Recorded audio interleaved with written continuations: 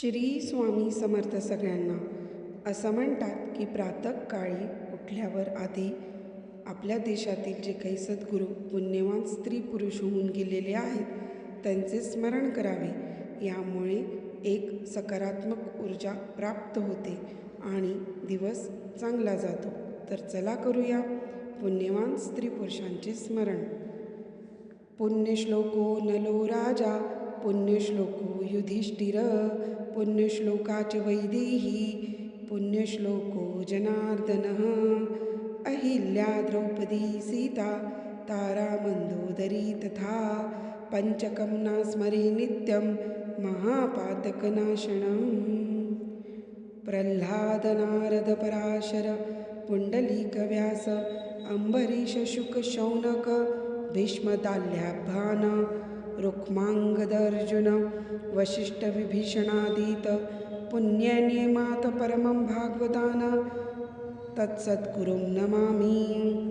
धर्मो विवर्धति युधिष्ठिरा कीर्तनेन, पापं प्रणश्यति वृकोदर कीर्तनेन, शत्रुर्विनश्यति धनञ्जय कीर्तनेन, माद्री सुतो कथयतां न भवति रोगाः.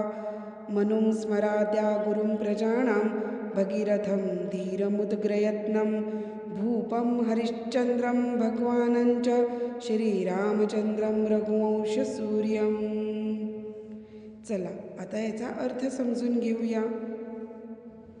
सकाळी उठल्यावर प्रारंभी नलराजा युधिष्ठिर, सीता जनार्दन यांचे स्मरण करावे. त्यानंतर अहिल्या, द्रौपदी, सीता, तारा व मंदोदरी या 5 जणींचे स्मरण करावे. तसेच प्रल्हाद, नारद, पराशर, पुंडलीक, व्यास, अंबरीश, शुक, शौनक, भीष्म, दाल्भ्य, रुक्मांगद, अर्जुन, वसिष्ठ व विभीषण यांचे स्मरण करावे. या सर्वांना मनोभावे वंदन करावे. युधिष्ठिराचे नाव घेतल्यामुळे धर्माची वृद्धी होते. भीमाचे नाव घेतल्याने पापांचा नाश होतो. अर्जुनाचे नाव घेतल्याने शत्रूंचा नाश होतो.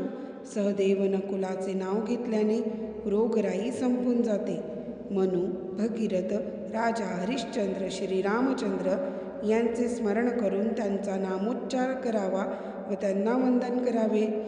तसेच जगातील सर्व साधू संत महान स्त्री पुरुषांना अंतःकरणपूर्वक नमस्कार करावा.